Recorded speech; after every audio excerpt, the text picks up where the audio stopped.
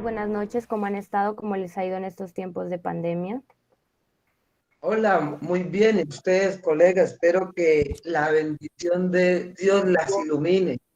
Acabo de culminar un caso, el cual fue un total éxito. Nos sentimos verdaderamente orgullosos y sentimos una satisfacción enorme por la culminación de este caso tan importante para el despacho. Buenas noches, colegas. Al despacho del momento no ha llegado un nuevo caso. Las hojas están un poco flojas. Buenas noches, colegas. ¿Cómo están? Bueno, les quiero comentar que en el despacho en el que yo estoy trabajando se han llegado varios casos, pero son de tema laboral y ya saben que esa no es mi especialidad. Por lo visto les queda tiempo para que me ayuden a analizar un caso que me acaba de llegar al consultorio. Sucede que una usuario llamada Liz se acercó al consultorio y me manifestó que su padre, Pedro, falleció hace unos días y ella necesita saber qué parte de la herencia le corresponde. ¿Podrían ayudarme? Claro que sí, colega, pero para determinar la cuota que le pertenece hay que tener en cuenta diferentes aspectos, entre ellos saber si el causante dejó más herederos. Sí, el causante dejó a su esposa Lupita, con la cual lleva aproximadamente 20 años de casado, y producto de ello, de esa relación tuvieron a Liz, Josué, Carla y Alberto, y aparte de ello, tuvo otros dos hijos con Rebeca, los cuales son Ramiro y Fernanda. Pero según manifiesta Liz, ellos dos fueron declarados indignos. Ah, perfecto. Entiendo todo lo que estás manifestando hasta el momento. Ahora bien, tu usuario te dijo si existe algún testamento de por medio donde el causante haya estipulado su voluntad al momento de su muerte. No, el causante nunca manifestó su voluntad por medio de un testamento. Ah, perfecto. Entonces, antes de proceder, hay que tener en cuenta que estás, frente a una sucesión intestada. Y tenemos que tener en cuenta que la sucesión es intestada cuando el causante por de ninguna manera dejó su voluntad estipulada sobre qué quería que sucediera con sus bienes al momento de su muerte. Entonces tenemos que tener en cuenta que al faltar dicho testamento, la ley pasa a suplir esas necesidades y, y comienza a dar ciertos requisitos para que se repartan los bienes como son los órdenes hereditarios. El compañero George tiene toda la razón, y una vez teniendo en cuenta la clase de sucesión que se va a realizar, es importante saber en qué lugar se puede dar la apertura al proceso de sucesión. ¿Sabes dónde falleció Pedro? Sí, Pedro falleció en Santander de Quilichao. Dato importante, teniendo en cuenta el artículo 28 del Código General del Proceso, donde especifica la competencia territorial, en él se encuentran las reglas en donde su numeral 12, según este numeral, dice que en los procesos de sucesión será competente el juez del último domicilio del causante a nivel nacional. Y en caso de que a su muerte éste hubiera tenido varios domicilios, le corresponde al asiento principal de sus negocios. Colegas, también hay que tener en cuenta que se configuren los elementos de sucesión para que así se pueda llevar a cabo, como ustedes lo saben, pues el causante, quien es el actor de la sucesión, los asignatarios, que son los llamados a recibir la herencia, y pues la herencia, que es el patrimonio dejado por el causante. Sí, todos sus aportes son muy valiosos. Muy valiosos. También hay que recordar el orden sucesoral en el que se encuentra Luis. Para ello es importante estudiar y traer a colación los artículos 1045, 1046, 1047 y 1051 del Código Civil. Estos artículos hacen referencia al orden hereditario, lo que permite establecer quiénes poseen más derechos que otros y en caso de la ausencia de alguien, quién procede a ser llamado. En primera medida, el artículo 1045 establece el primer orden hereditario, donde se encuentran los descendientes, o sea, los hijos del causante, y son estos quienes excluyen a otros herederos. Cabe resaltar que les corresponde a los descendientes, que la parte que le corresponde a los descendientes será dividida en partes iguales para cada uno de los hijos. El artículo 1046 establece acerca del segundo orden hereditario, en donde se encuentran los ascendientes, esto es los padres del causante y también su cónyuge, y la herencia entra a ser repartida por cabezas. Si el causante no deja descendencia ni tampoco ascendencia, se procede a llevar a cabo una sucesión en tercer orden, según lo que establece el artículo 1047, en donde entra a suceder los hermanos y la cónyuge del causante.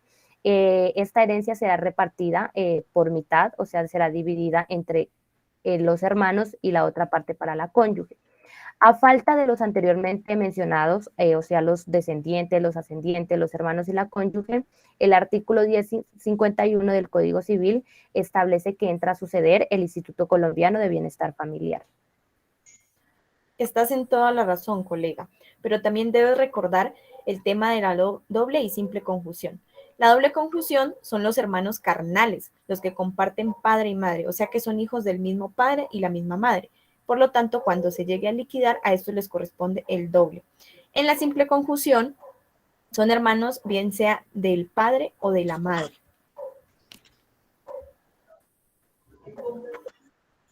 Todo lo que se ha manifestado hasta el momento es muy importante y válido para aperturar la sucesión y para refrescar nuestras memorias cuando recibimos nuestra respectiva clase de sucesiones.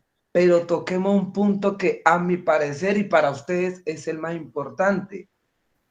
¿Cuáles son los bienes que hay para heredar? Que para eso supongo que busca la señora Liz. Sí, George, según manifiesta Liz y teniendo en cuenta todos los documentos legales que ella ha llegado al despacho, existe una casa en Santander de Quilichao evaluada en 50 millones, 2 camionetas por un valor de 30 millones, una finca de 60 millones de pesos, una moto que vale 5 millones y una casa que compró junto con su esposa el día que se casaron, que está evaluada en 80 millones de pesos.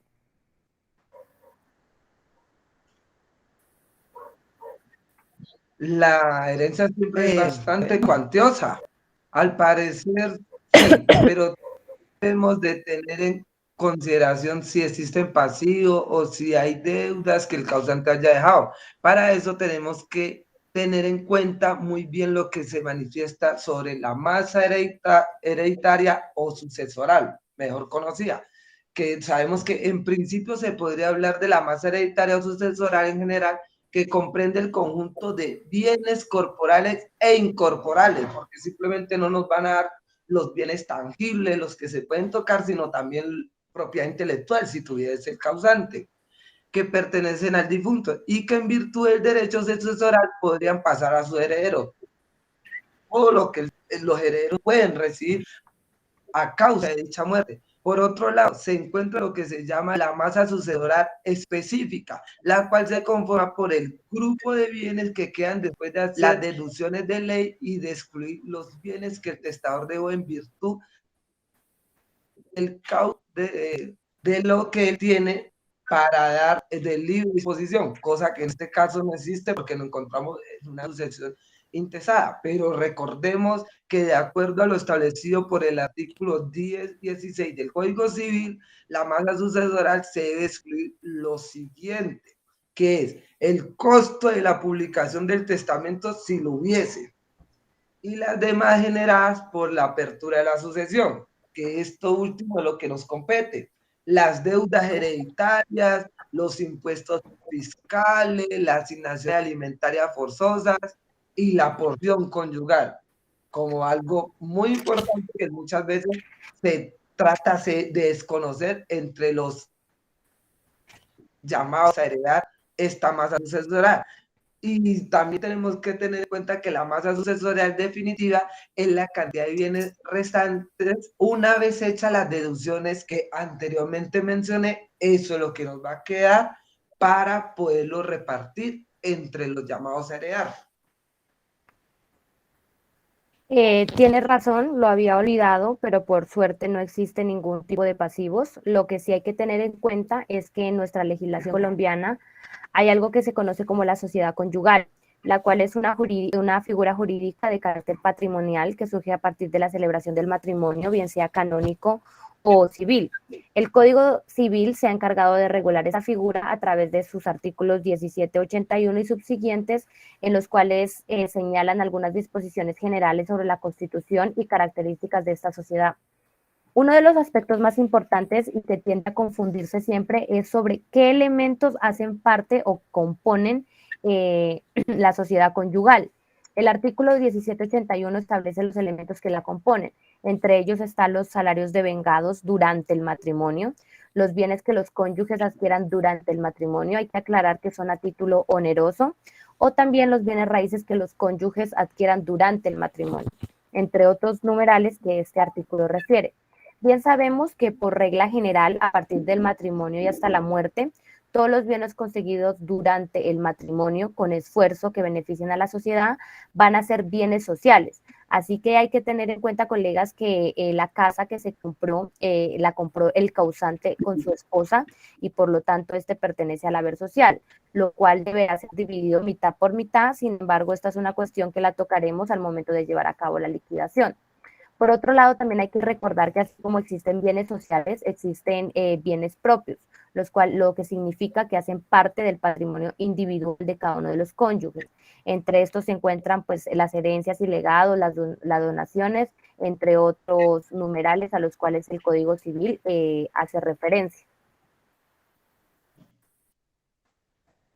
Colega, si no escuché mal, cuando expusiste el caso, hablaste de dos hermanos, los cuales han sido declarados indignos, que sería Ramiro y Fernanda.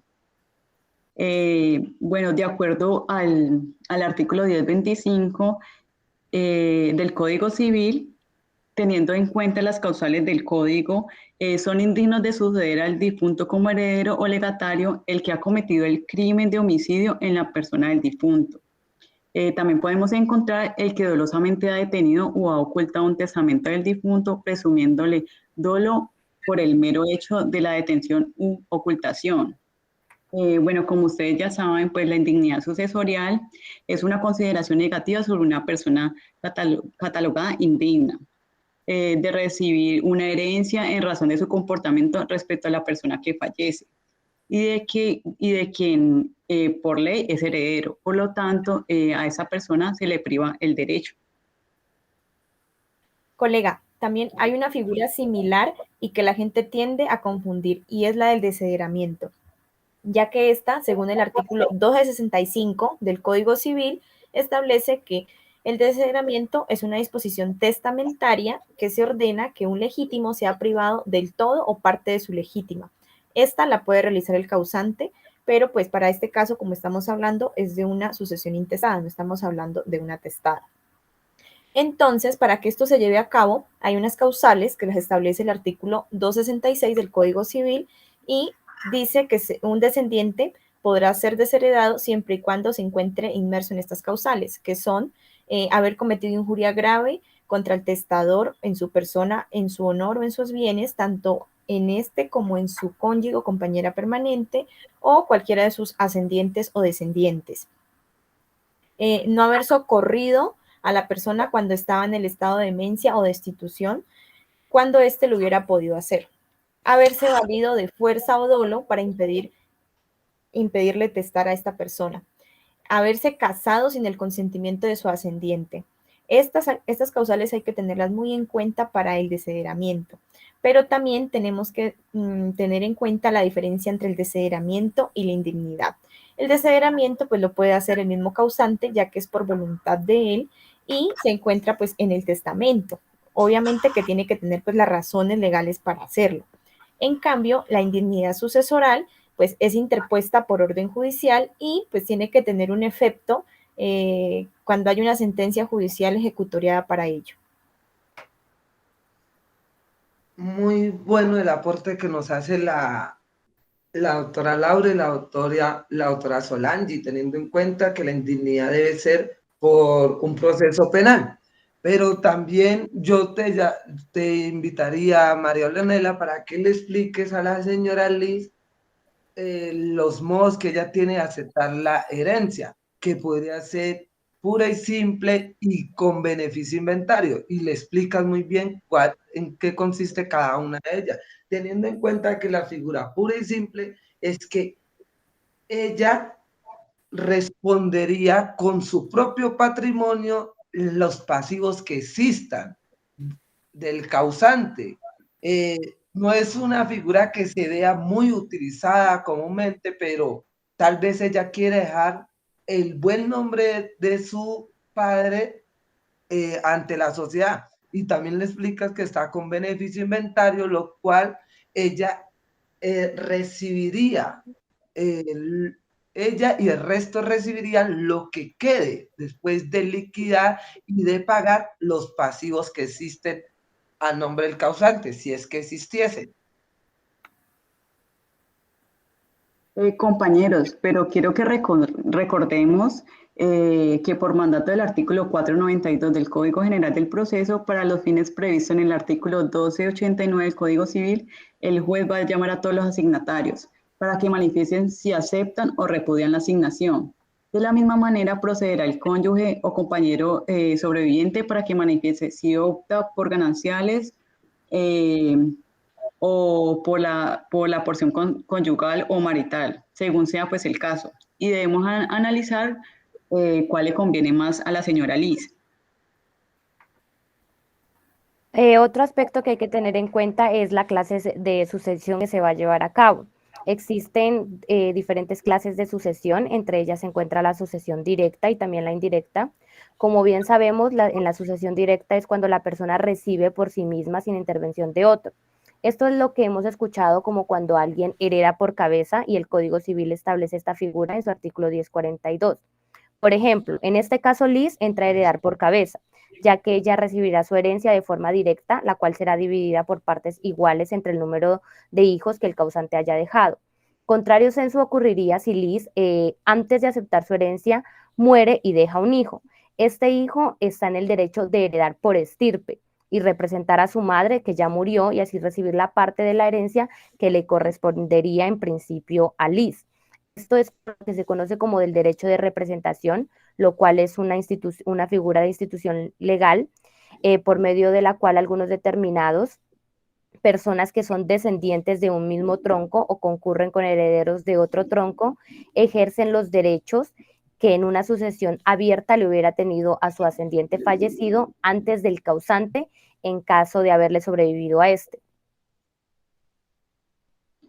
Compañera Leonela, recuerda que debe decirle a la señora Liz que lo puede realizar por vía notarial o por vía judicial. Colegas, pero también hay que recordar que por vía judicial es cuando una de las partes no está de acuerdo y además el proceso pues es gratuito. Y por vía notarial las partes están de acuerdo, pero pues deben pagar por este proceso. Y yo le aconsejaría que realice esta sucesión por vía judicial, teniendo en cuenta que existe un proceso de indignidad en el juzgado séptimo penal. Si no estoy mal, lo manifestó en reuniones anteriores. Entonces, compañeros, yo les voy a mostrar la liquidación que llevé a cabo y lo que le manifesté a Liz acerca de la parte que le correspondería para que ustedes pues la analicen y me corrijan si algo está mal. Me permito presentarles mi pantalla para que vamos paso a paso con la liquidación. Ahí está viendo la pantalla. Sí. Bueno, en primera medida, tengamos en cuenta los activos, los cuales ya hice mención, y también los pasivos, de los cuales hay 0 pasivos. Antes de llevar a cabo la suma para determinar la masa sucesoral, lo que hice fue dividir el valor de la casa que compró Pedro con su esposa, ya que esta le corresponde la mitad a Lupita y la mitad al causante. Entonces, como esta casa está evaluada en 80 millones, esta será dividida entre 2, lo cual le corresponde 40 millones a Pedro y 40 millones a Lupita. Toda esta suma de los bienes activos que tenía Pedro da un total de 185 millones. Si hubiera un testamento, este debería respetar las legítimas forzosas, lo que sería 92 millones para las personas de primer y segundo grado y los otros 92 millones el causante podía disponer a su voluntad. Sin embargo, como no existe el testamento, la sucesión será de acuerdo a lo que establece la ley y que con anterioridad pues ya explicamos. Entonces, Existen unos descendientes, ellos son Liz, Josué, Carla y Alberto. Hay que tener en cuenta lo que manifestó la colega Solange, estos serían por doble conjunción, y Ramiro y Fernando, aquellos que han sido declarados indignos y son de simple conjunción. También está su cónyuge, Lupita, entonces aquí entramos los 185 millones a dividirlos entre 2 para la esposa y para los hijos. A Lupita le correspondería los 92.5 millones y para los descendientes serían los otros 92.5 millones.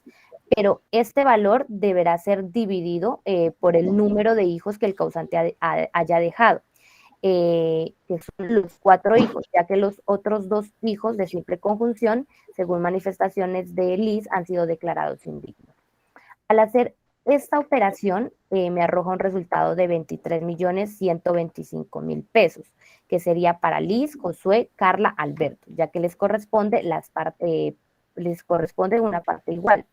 Pero supongamos que no existen pruebas, que no existe un proceso penal el cual pruebe, valga la redundancia, que los hijos de simple conjunción han sido declarados indignos.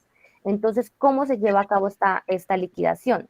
La parte que le corresponde a los descendientes, en principio se divide entre 6, que es el número de hijos. Pero recordemos, como manifestó Solange, que a los hermanos de doble conjunción les corresponde el doble. Por lo tanto, la liquidación se llevará a cabo de esta manera. Los 92.500.000 que le corresponde a los descendientes será dividido entre 10. ¿Por qué? Porque existen 4 hermanos de doble conjunción, estos les corresponde el doble, serían 8 hermanos, por así decirlo, para hacer la operación, y los otros 2 hermanos de simple conjunción, Ramiro y Fernanda, que no les corresponde el doble. En principio, me arroja un resultado de 9.250.000 pesos, que este valor lo debemos multiplicar por 2 para que me arroje el valor que le corresponde a Liz, Josué, Carla y Alberto, que para ellos sería 18.500.000 la parte de la herencia y para los de simple conjunción de 9.250.000 pesos. Hasta ahí realicé la liquidación, no sé si me quedó bien.